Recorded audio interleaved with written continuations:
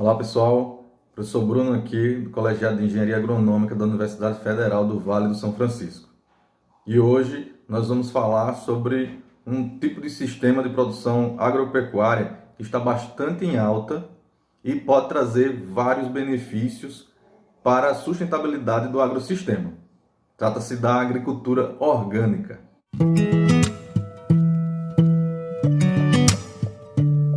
Como forma de conceituar esse sistema, a legislação brasileira, através da Lei 10.831, de dezembro de 2003, considera sistema de produção orgânico todo aquele que se adotam técnicas específicas mediante a otimização do uso dos recursos naturais e socioeconômicos disponíveis e o respeito à integridade cultural das comunidades rurais, tendo por objetivo a sustentabilidade econômica e ecológica, a maximização dos benefícios sociais, a minimização da dependência de energia não renovável, empregando sempre que possível métodos culturais, biológicos e mecânicos, em contraposição ao uso de materiais sintéticos, a eliminação dos nutrientes modificados e radiações ionizantes, em qualquer fase do processo de produção, processamento, armazenamento, distribuição e comercialização, e a proteção do meio ambiente. Então, pessoal, o grande diferencial desse sistema é justamente pela promoção de um equilíbrio biológico muito maior na propriedade, na área de produção, porque como não há uso de produtos sintéticos ou que possa correr algum risco de contaminação, só por esse lado já favorece demais a questão da saúde e qualidade de vida das pessoas que trabalham voltadas a esse tipo de sistema.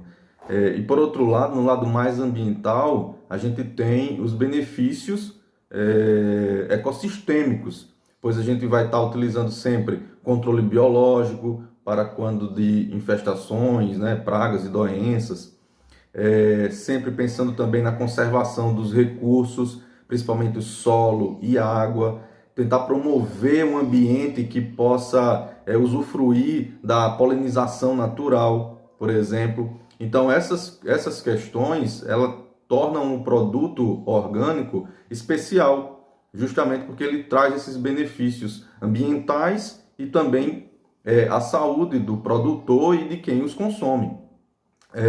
Outra questão interessante também é a abertura de um novo mercado, diferenciado do mercado convencional por conta desses benefícios também. Então traz esse aspecto da qualidade de vida para o produtor, uma possibilidade até de renda maior ou mais viável para ele, já que se trata muitas vezes de pequenas produções, é mais voltado à agricultura familiar. Então isso é um lado muito positivo para o mercado da produção agrícola para este nicho. E também a gente está em plena Agenda 2030 com relação às metas, os compromissos que o Brasil tem com relação ao desenvolvimento sustentável. Isso já foi abordado um pouco no canal, e esse tipo de sistema ele é um grande aliado para auxiliar a gente conseguir chegar a atingir essas metas, visando o aumento da biodiversidade, visando o uso eficiente dos recursos naturais, energias renováveis. Então esse sistema só vem a agregar também a nossa inserção na questão do desenvolvimento sustentável. No Brasil, a produção orgânica ela só começou a ser expressiva a partir da década de 90. Foi a partir daí que ela começou a se expandir. Mas havia uma limitação, porque o país não tinha nenhuma diretriz legal sobre o assunto, não tinha uma legislação. Mas muito do que era feito era baseado em modelos externos, em diretrizes de outros países, às vezes.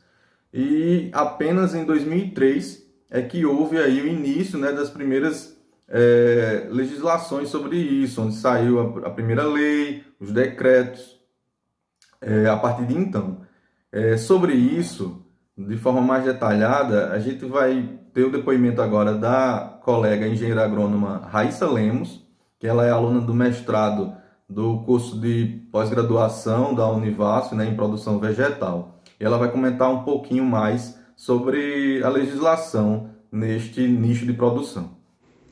Olá, me chamo Raíssa Lemos, sou engenheira agrônoma e atualmente faço parte do programa de pós-graduação em produção vegetal pela Universidade Federal do Vale de São Francisco. Fui convidada pelo professor Bruno Lessa para comentar sobre a Lei 10.831, também considerada como Lei dos Orgânicos. Essa lei, ela considera toda a cadeia de produção agropecuária em que se adotem técnicas específicas e que essas técnicas otimizem os recursos naturais, priorizem os sistemas socioeconômicos, né, em que eles respeitam a integridade cultural das comunidades tradicionais. Essa lei, ela tem por objetivo, né, fortalecer esses sistemas e que tem base na sustentabilidade econômica e biológica. Então, o conceito de sistema orgânico, ele abrange diversos sistemas, dentre eles os ecológicos, biodinâmicos, natural, regenerativos, agroecológicos, permacultura, entre outros, desde que atenda os princípios dessa lei. Os sistemas orgânicos, que se enquadram dentro desses parâmetros, eles têm por finalidade oferecer produtos isentos de contaminantes, produtos saudáveis, então que preservem a biodiversidade biológica dos ecossistemas, promovam o uso sustentável do solo, da água e do ar, que reduzam o mínimo esses impactos, né, dessas práticas agrícolas. Além do mais, essa lei incentiva a integração entre diferentes sistemas da cadeia produtiva e de consumo. Então, ela promove a regionalização da produção e o comércio desses produtos. No artigo 2, ele considera a agricultura orgânica ou produto orgânico, seja ele in natura ou processado, aquele obtido dentro do sistema orgânico de produção. Ele pode ser oriundo, né, da produção ou de extrativismo sustentável e não prejudicial ao ecossistema. E para sua comercialização, né, o artigo que fala sobre isso, o artigo 3, ele reconhece dois tipos de certificação. A certificação por certificadora, né, que tem o selo do orgânico, e a certificação por relação direta. Essa certificação por relação direta é uma peculiaridade da Lei dos Orgânicos. Dentro dessa especificação, ele considera que seja uma relação direta de comercialização entre o produtor e o consumidor. E o produtor, eles têm que estar registrado dentro do órgão responsável, ele tem que garantir a rastreabilidade desse produto de comercialização, de produção, enfim, toda a rastreabilidade, pois ele está aí partindo de uma confiança agricultor e consumidor. E as suas áreas de produção, comercialização e processamento devem ter acesso livre, para que os consumidores possam ir, né, pelo processo de fiscalização, e também qualquer fiscalizador de órgãos federais possam ter acesso aí esse local de produção. No artigo 5º dessa lei, ela demonstra a jurisdição, né? Quem que vai controlar essa fiscalização, essa circulação, armazenamento desses produtos nacionais e internacionais. Esses serão objeto de regulamentação pelo Poder Executivo. E o Poder Executivo vai atribuir as responsabilidades pela implementação dessa lei. E já para a execução, podem ser feitas parcerias, convênios, entre outros órgãos de esfera aí, federal, estadual ou distrital, né, Distrito Federal. O artigo 6 são comprovadas as responsabilidades cabíveis quando ocorrer a infração dessa lei. Então, são apurados em processo administrativo e podem acarretar em medidas punitivas. E essas medidas punitivas, elas estão em regulamento. Elas podem ser isoladas ou acumulativas. Elas podem iniciar de uma simples advertência, multa, até a suspensão e a perda do registro de produção. E como pontuado no artigo 7, os custos de qualquer dos procedimentos, eles são de apreensão, compreensão desses produtos, ele ocorrerão por conta do infrator. Então, no artigo 8º, ele evidencia a obrigatoriedade da regularização dessas atividades junto aos órgãos competentes, de pessoas físicas e jurídicas que estejam envolvidas dentro desse processo de produção, transporte, comercialização e armazenamento de produtos orgânicos.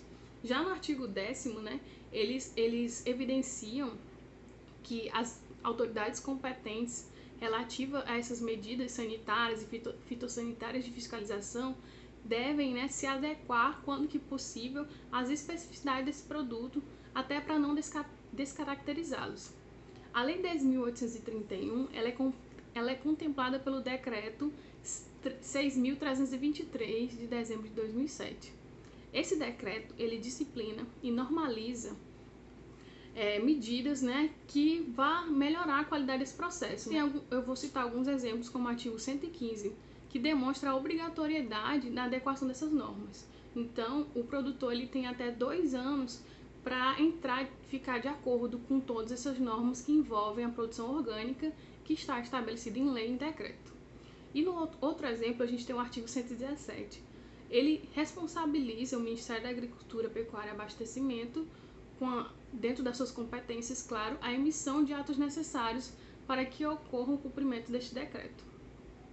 Essas foram algumas das contribuições dentro dessa lei, que é bem ampla, traz aí todas as normas para que o produtor ou agricultor familiar possa se adequar, né, e que ele possa ter uma relação direta com os seus consumidores dentro de uma região, ou pode até aumentar a sua produção, indo atrás da certificação, do selo e, quem sabe, aí até a exportação dos seus produtos. Bom, pessoal, ainda sobre os aspectos legais, né, vocês viram aí, pela fala da Raíssa, que vai existir a lei principal e também o decreto, né, que vão dar um norte aí das possibilidades, né, dos limites que envolvem o sistema de produção orgânica. Mas também existem outros documentos que detalham mais, né, essas diretrizes. E aí eu queria trazer para vocês justamente a Instrução Normativa de número 46 de 2011, porque é nessa instrução normativa onde vai estar, por exemplo, listado os produtos que podem ser utilizados dentro do sistema e os produtos que não podem ser listados, né? Então, por exemplo, nessa instrução normativa onde vai estar dizendo sobre a proibição dos produtos agrotóxicos, e quais são os fertilizantes que podem ser colocados, quais são os defensivos que podem ser utilizados, esse tipo de coisa. É nesse mesmo documento, na Instrução Normativa número 46, que aborda os pilares, né, da sustentabilidade que devem ser incentivados, né, e inseridos no sistema de produção orgânica. Tanto o pilar ambiental, quanto o econômico e o social, né? Então, por exemplo, no critério ambiental, é bem claro na instrução quando ele aborda a manutenção das áreas de preservação permanente, ou então a questão da recuperação de áreas degradadas. No quesito econômico, ele aborda a manutenção das variedades locais e crioulas, ou então o melhoramento genético, né, para adaptabilidade de espécies ou de variedades. E já no âmbito social, ele frisa o direito, né, os direitos sociais do trabalho para os envolvidos e a capacitação continuada dos agentes envolvidos, né, seja os produtores, seja os técnicos. Outro ponto que eu queria reforçar sobre os aspectos legais é quanto ao sistema de certificação, né? A gente viu que pode haver certificadoras externas, né, por auditoria, a certificação pode acontecer por auditoria e também pela participação dos próprios envolvidos, né? Então, esse selo que está aparecendo aqui para vocês é essa que acontece por auditoria, por uma certificadora, né, credenciada pelo MAPA, que vai dar essa certificação. Mas também pode haver as formas de certificação que envolvem os próprios produtores e interessados e técnicos.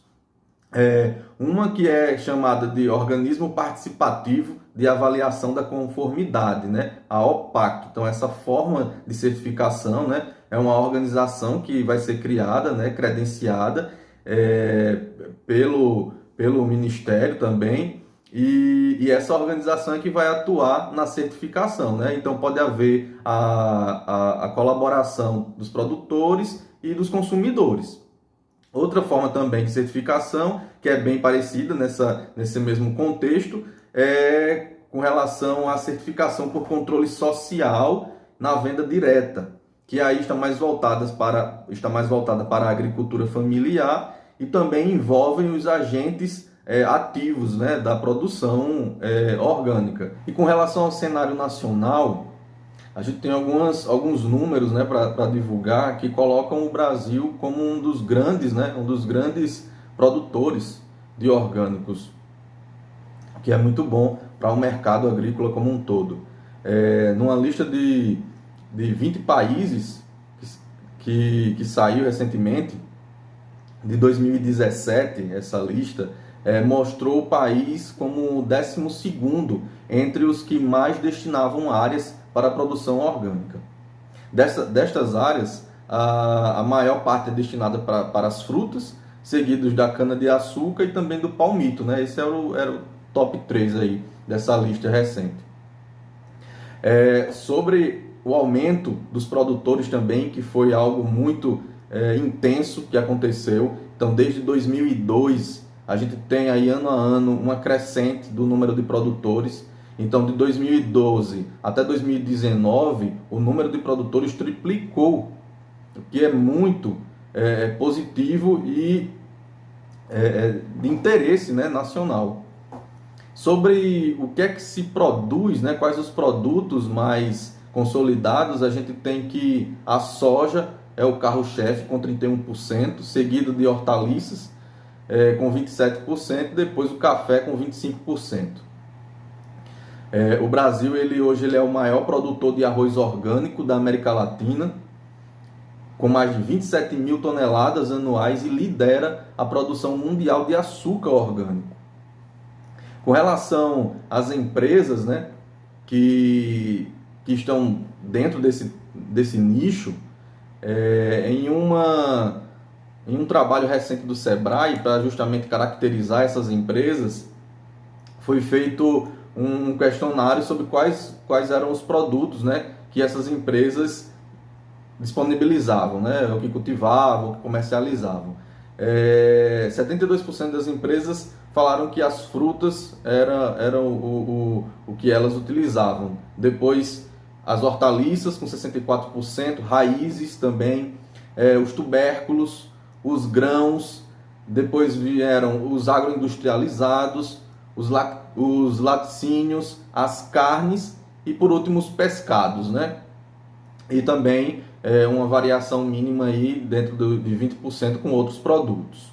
Então vejam, né? Nesses últimos anos, com o aumento da demanda, né, e a crescente expansão do setor, óbvio, a gente vê hoje um sistema bastante diversificado com relação aos produtos, mas que ainda pode agregar muito mais, né? Tem muito mais produtos que podem ser integrados a este sistema, ou seja, existe uma porta aberta de inovação muito grande para esse nicho, né, do sistema orgânico, e também para a consolidação ainda maior, né, de grande parte desses produtos também, ou seja, ainda pode aumentar muito mais a oferta de produtos que já são acostumados a serem comercializados de forma orgânica, e um grande espaço para novos produtos também, e novas tecnologias também para esse produto. Esse é um ponto que eu gostaria de reforçar aqui, que o sistema de produção, ele também tem muitos desafios, né?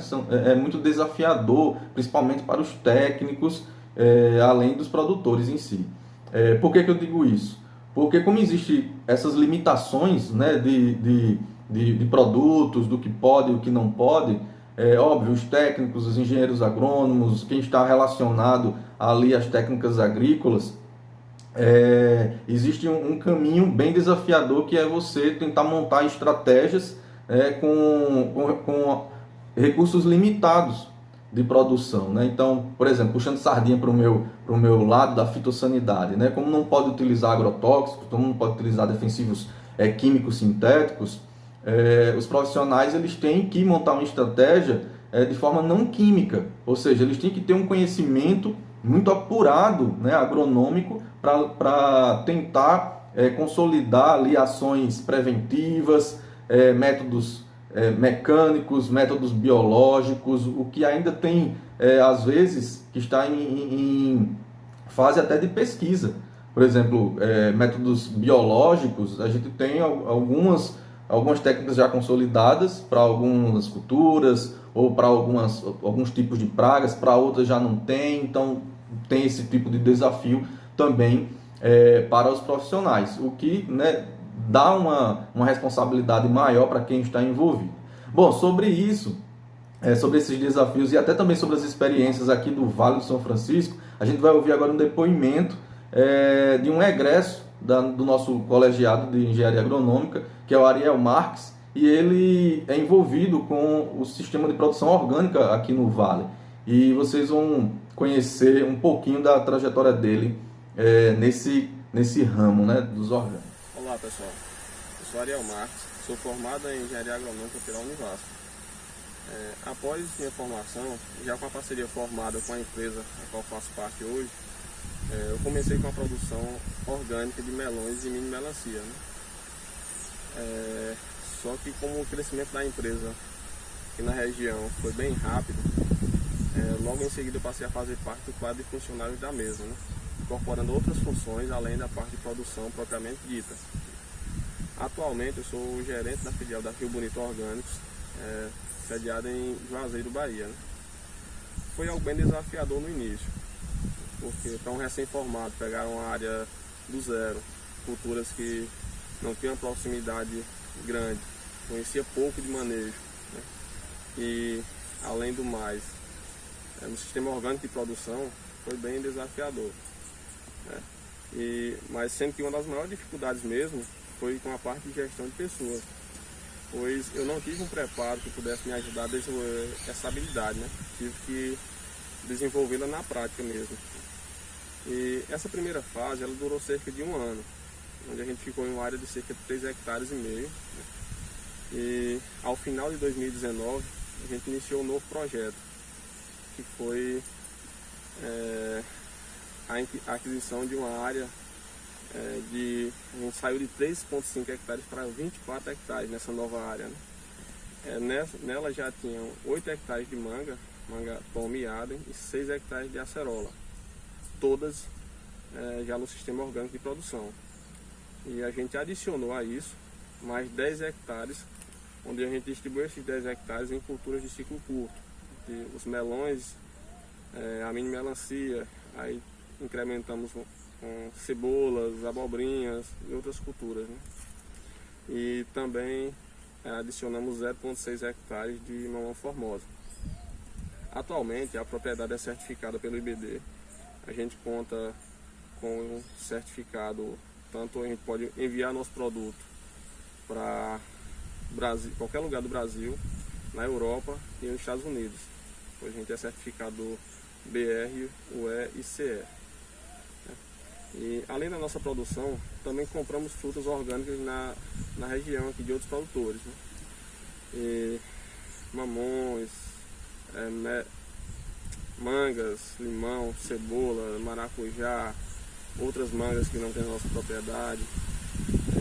E essa produção toda, tanto a nossa quanto a que a gente compra, a gente envia para os principais centros urbanos do país, sendo através das redes do Carrefour, Zafari, Pão de Açúcar, entre outras. Uma análise geral desses últimos 2 anos e meio que estou inserido no mercado, eu pude ver que a produção orgânica no Vale ela é bem maior do que quem está fora desse nicho pode imaginar, mas tendo em vista as demandas que nós temos, contando que a gente é apenas uma das empresas que comercializa orgânicos no Brasil, e muitos produtos que a gente precisa a gente não encontra a disponibilidade aqui na região, então o mercado tem muito a crescer ainda, né?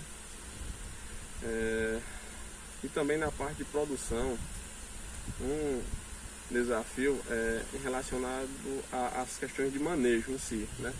Porque na agricultura orgânica a parte de manejo ela é bem mais intensificada, porque basicamente todos os produtos que utilizamos são produtos de contato, então não é um produto de deixo residual longo na planta, então a intensidade de aplicações, de manejo, como capina também, que não pode usar herbicida, então é bem mais intenso, né?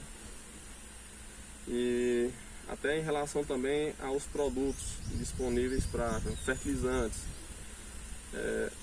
de quando eu comecei até agora eu percebi que teve um aumento já na oferta desses produtos no Vale, mas mesmo assim ainda não é algo que de fácil aquisição. Alguns produtos a gente tem que trazer de São Paulo, porque aqui a gente não encontra disponível produtos certificados para utilização na agricultura orgânica, né? Bem, pessoal, finalizando, eu quero agradecer um pouco ao professor Bruno pela oportunidade de poder compartilhar um pouco da minha experiência com vocês e também por poder contribuir de alguma forma com o projeto Luz Fotoprodução. Bom, pessoal, então esse foi o nosso apurado aí sobre agricultura orgânica. Quero agradecer aos colegas Raíssa e Ariel pelos excelentes depoimentos e pedir que vocês se inscrevam no canal, né? Óbvio, esse é obrigatório, mas lembrando que existem documentos, né? Mais documentos para estudos aqui na descrição do vídeo, ok? E até o próximo vídeo.